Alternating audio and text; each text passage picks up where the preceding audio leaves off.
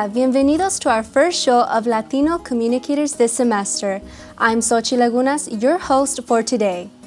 A lot of students here at CSUF are residents of Santa Ana, which is also the city with the highest infection rate of HIV among Latinx Orange County.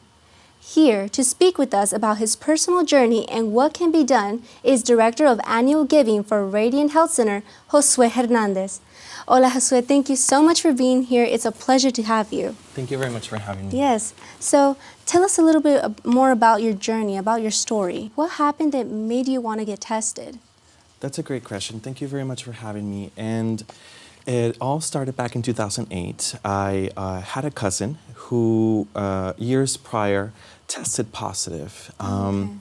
And for various reasons, he decided not to reach out, not to ask for help. Instead, he isolated himself, and we lost him in 2008 to the AIDS epidemic.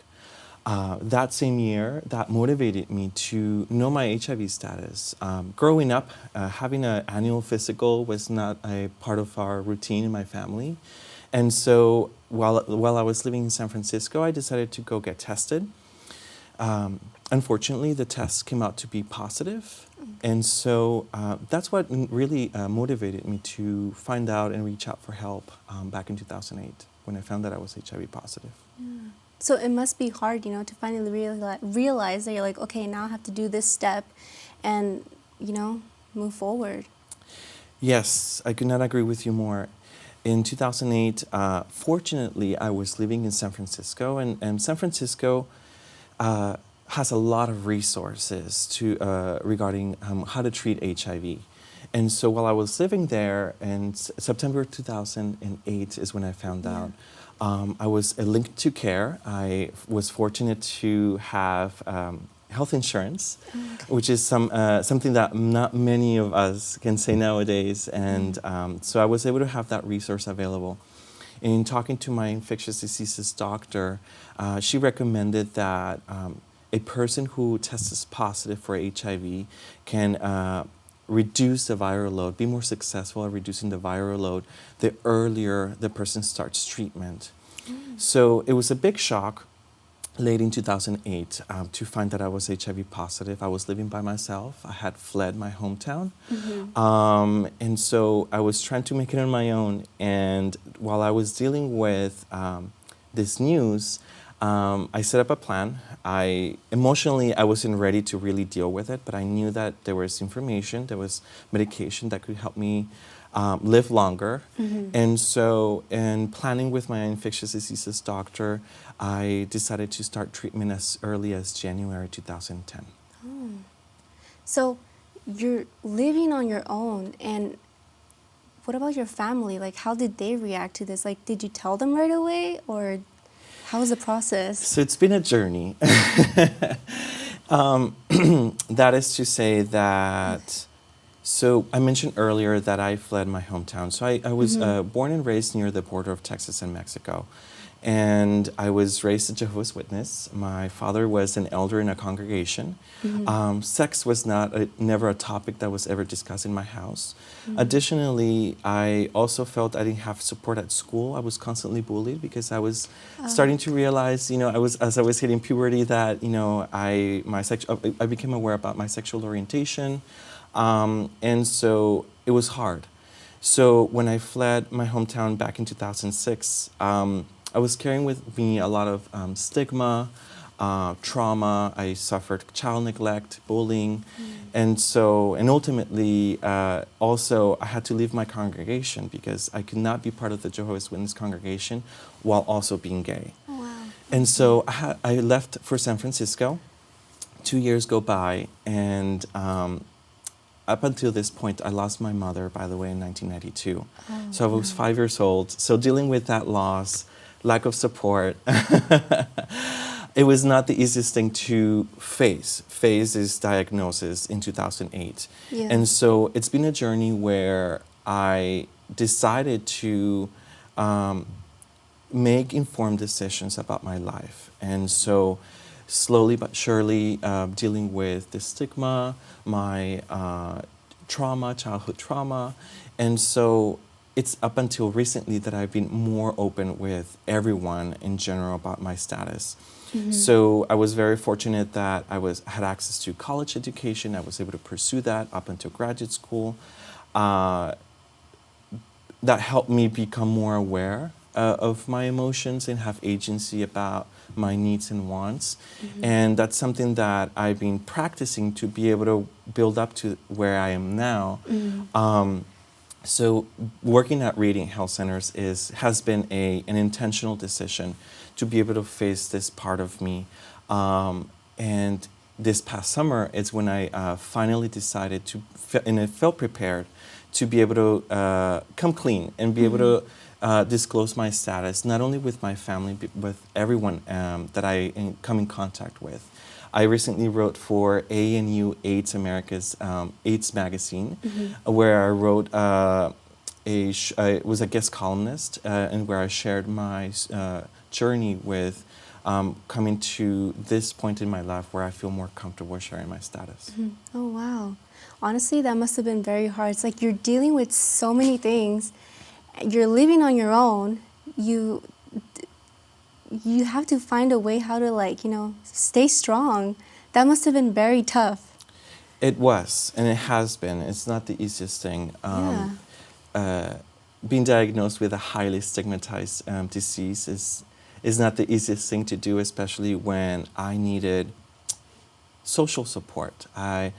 Again, up until this, prior to 2018, only my partner of almost 9 years and 2 close friends knew about my status. Wow. Okay. And so that was something that I always kept to myself. But when I became aware that I was HIV positive, I felt like I was the only one going through this. I felt isolated and I felt alone. I feel like I didn't have that support that I needed in order to go through this. But in learning more about this disease, knowing that in Orange County there are 6 new cases every week, I realized that I'm not the only one that went through this. And so, becoming more open about my status and my life experience, I want to empower others. Being HIV positive, testing HIV positive nowadays no longer means a death sentence, as long as someone is linked to care.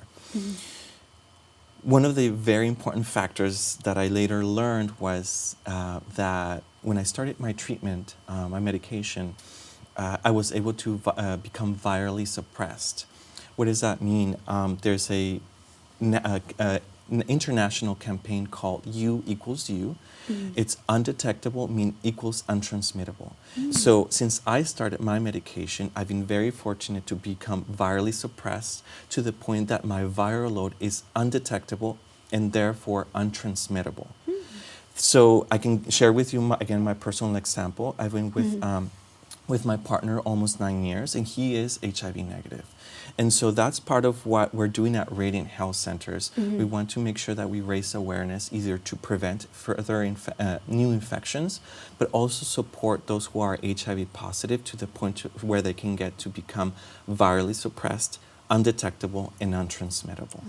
So that's why I feel compelled to share my story, because I am virally suppressed. I'm unable to transmit the virus. And we want to make sure that here in Orange County, we help those individuals who might be already infected to get to a point where they're untransmittable. That will help us get closer to 0 new HIV infections. Oh, okay. Wow. So pretty much this all because of everything that happened to you, this is the reason why you decided to advocate for this. Yes, absolutely. I mean, I faced mortality several times. So in 1982, as I mentioned, I lost my mother to cancer. Yeah. In 2006, I moved to San Francisco after making a difficult decision of leaving everything that I knew. In 2008, I lost my cousin to the AIDS epidemic. Oh my God. And so life is short. And I understand and recognize the need of having social support, being able to talk about illnesses that are affecting our community as a Latino. It was hard for me to be able to confront my diagnosis, and even more so to be able to talk about it. But again, it's no longer a death sentence. Instead, it's a chronic illness. It's treatable just like diabetes, just like any other chronic illness. And so I want to make sure that we break that stigma by, and I want to contribute that by, just sharing my life experience. Yeah. When you talk to other individuals who are going through the same situation as you, how do they react when you tell them your story? Like letting them know that they're not alone as well, because obviously they're feeling the same way that you felt. Yes. So I'm very fortunate to be in the position that I am in Radiant, where I am able to raise awareness about the disease in Orange County.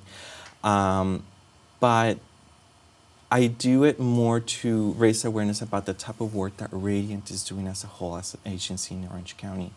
I don't do direct services, and if you were to meet our staff, I mean, they all have their own story as to why they are working at Radiant Health Centers, trying to get to 0 new HIV infections, and coming and being more open about my life experience. I've been fortunate about being able to reach out to other individuals that have become aware of their HIV status, and that to me means the world to me, because they felt brave enough to reach out to me and reveal their status.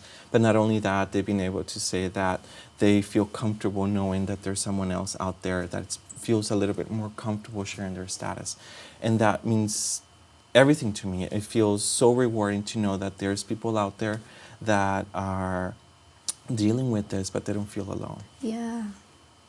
It's a very hard topic, especially just for anyone, to open up. The fact, like that people finally decide, okay, I'm going to open up to someone, that's like, Yes, and I can say that it has not been easy.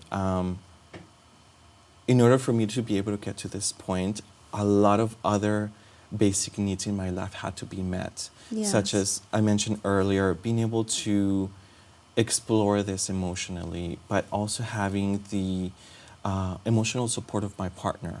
Yes. Also with his family, from day one, they have accepted me and they supported me.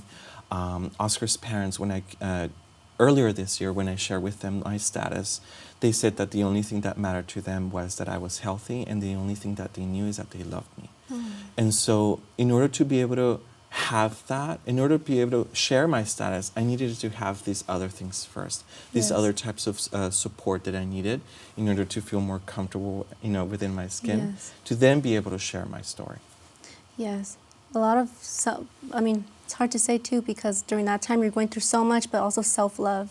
Yes, absolutely. Being able to accept myself has been also part of the process.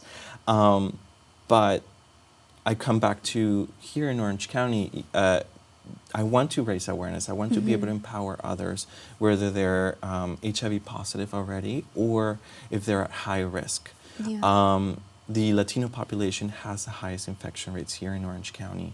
And so I want to just do my part. I want to be able to just do my part by sharing my story.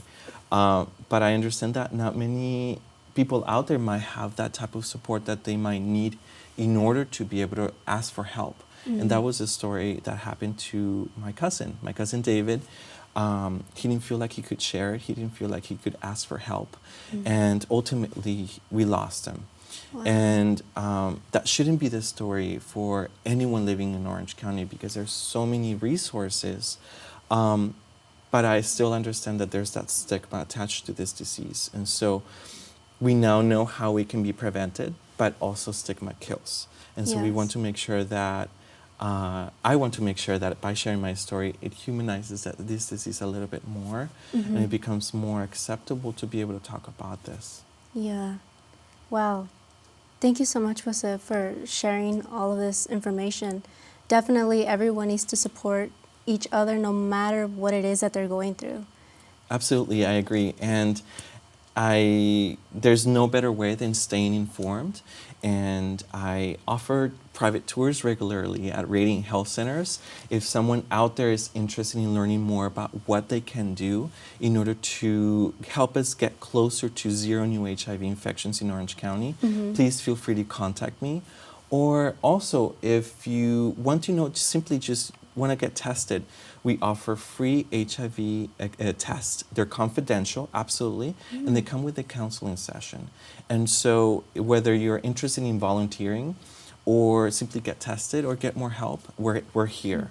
Also, if you're interested in volunteering and getting involved in making a change in Orange County, last year we had nearly 600 volunteers that helped throughout all of our events at our service center located in Irvine. And so there are so many ways that someone can get involved, be informed, but also help us get closer to zero HIV infections in Orange County. Wow. Thank you so much, Josue, for sharing everything. The fact that you shared so many volunteers, that means people actually care. They do care. It shows that example. Absolutely, and it's affecting many communities in Orange County, and I feel that that's a great factor to show that people are interested in making a difference in Orange County. Yeah. Thank you, Josue. Thank you so much. Thank you. We'll be right back with Mario Casas, supervisor of the office in charge of Latinx men outreach.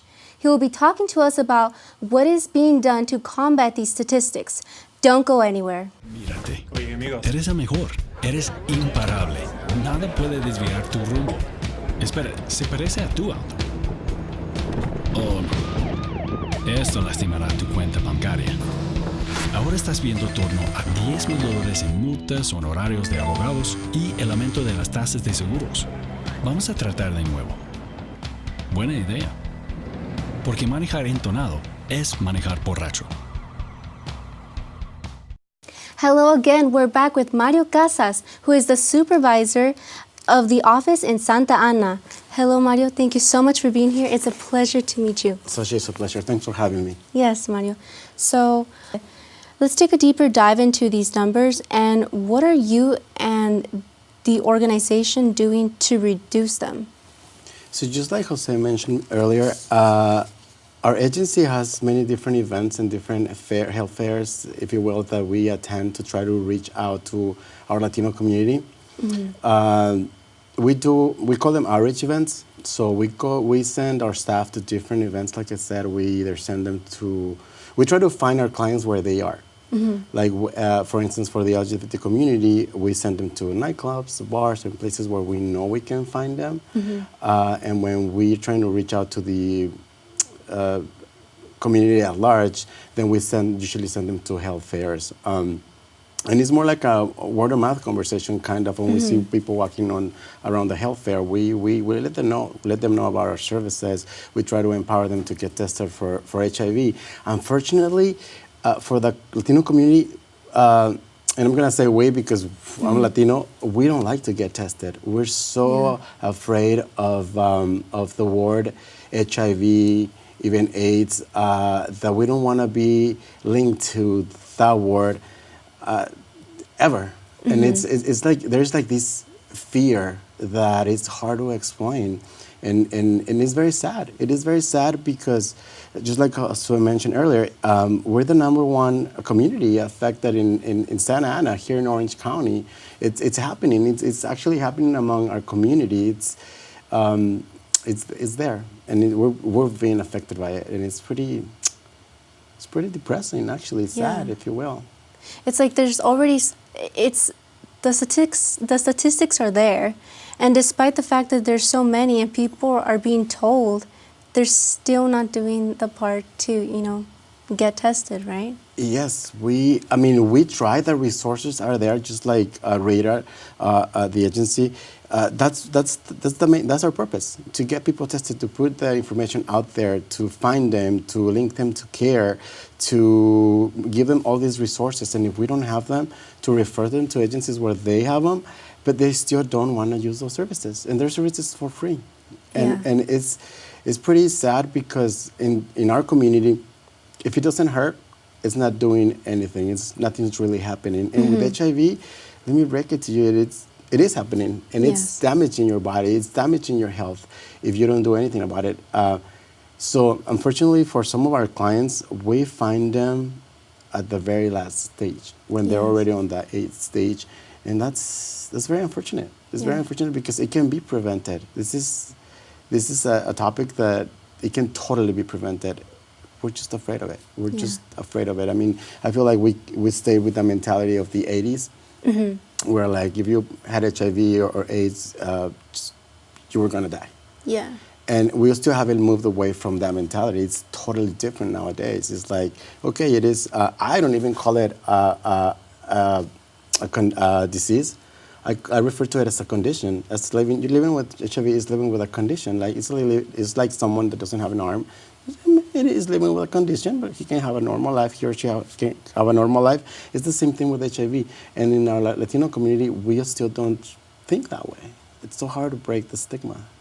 Do you think it has to do with the fact that most of those people don't have the support around them, like family and friends? Like, I know you guys are, the organization is letting them know that they're there for them, but maybe since they're not hearing it from their own people. It could be, but from my experience, what I've seen is they're just afraid of rejection. Okay. They don't want people to find out that they are HIV positive or they might be at risk for HIV infection. They just don't want to be rejected. And people, unfortunately, that's another thing that the Latino community and a lot of communities have, is that they tend to reject people. They still have the mentality of like, oh, if I touch you, you're going to get it. Yeah. And it's like, no, it doesn't work like that. You're not going to get it. Like, you literally have to have sexual relations, exchange bodily fluids, or even IV drug user, drogas. It's just very hard to deal with. Yeah. With our community. It's very unfortunate. Yeah. So, what kind of services are available to you, to any members of the organization? Well, it all depends. In our office, we only target men who have sex with men. And I don't know if you're familiar with this term. We tend to use men to have sex with men as a way of identifying that men who have sex with men that don't necessarily define as part of the LGBT community. So our office is intended to provide services to Latinos who have sex with men between the ages of 18 to 29. And we provide HIV testing. We provide PrEP navigation. We have linkage to care for those living with HIV. We have an empowerment program for those at risk of HIV infection. And then we provide some support groups as well for those who live with HIV already. Oh, okay. So it's kind of like you can get it all in one little place. And then if we don't have what you need, then we can refer them to Radiant. And then if Radiant doesn't have what they need, they can refer them to a different organization within Orange County. Oh, wow. So there's so much help that anyone can get. There is a lot of help. We just want people to take advantage of those services. Yes. But they don't. Yes. Yeah. I don't know if you know about this, but PrEP is a medication that you can take once a day, and you can prevent HIV. At Radar and Radiant, we have the program. We have this program called PrEP Navigation. So we try to coach or try to work things around for our clients to get them in PrEP if they are at risk of infection. So it's something fairly new. I mean, it's at least here in Orange County, but it's another resource that we have that our community should be using. I mean, it's a medication that you can get for free, that you can take, that can prevent HIV. Why not take it? So, Mario, do you think apps like Tinder, etc., have any influence over the increase in STDs? Definitely, definitely. I mean, it's like having sex in the palm of your hand. This is just my opinion. It makes sexual encounters easier to obtain, if you ask me. Although at our agency, we are using those applications in our advantage. because we use them to outreach individuals. We sometimes pay for ads where we promote our services, such as HIV testing. And it kind of like gives the opportunity to the users to know about those resources. They might not use them right away, but they know that they're available at least in their area. So some of those ads get ignored because we should be getting phone calls, at least our radar, from people, from Latinos, because interested in PrEP, but we're not. We get many phone calls from other communities, just not the Latino community. It's less than how it should be. So I don't know if it has to do with the culture. We can talk about this all day. I mean, let's face it, in the Latino community, our parents don't talk to us about sex and safe sex practices and ways to prevent infections, because we don't talk about sex in the Latino community. It's something that, we know it's there, but let's just pretend that it's not there. Yeah. So or it's like it's the talk, like the adult talk, and then the rest of them, like the little ones or the teenagers, even though they're already at that stage, it's like, no, we can't talk to you about that. Yeah, it's more like, the way I see it is like, oh, it's happening in the neighbor's house, but it's not happening here. Yeah. The neighbor's kid's doing it, but not my kid. And it's like, yes. The statistics actually show otherwise. So it's like, why are we ignoring them? So yeah, Latinos, talk to your kids. Talk to them about sex and safe sex practices. And talking about testing, I can talk to you about our process of HIV testing. It's fairly simple. The client comes in. There is like a little questionnaire that we use to assess the risk of the client. It's a finger prick. So they will prick the counselor will prick your finger, collect a little sample of blood, let it sit in a solution that comes with the device. And then in the meantime, there's 20 minutes in between that the client and the counselor get to talk, and they get to address questions, concerns, and then if it's appropriate, our counselor will offer PrEP services. Again, PrEP is a medication that you can take once a day to prevent HIV, although it has to be prescribed by a doctor. And PrEP is not for everyone. I mean, there has to be some labs that have to be done, make sure that your body can take PrEP, that your organs are working properly. So it's not for everyone, and we cannot prescribe it. It has to go through a physician. It has to go through a doctor. So all days you can learn in those 20 minutes. So it literally takes 20 minutes of your day to learn about all these resources, get tested, learn about PrEP, learn about statistics, and ask questions. So 20 minutes. You can do that in just 20 minutes. Is there's a stigma very tied to our culture and community against HIV positive people. Why is it important to fight that?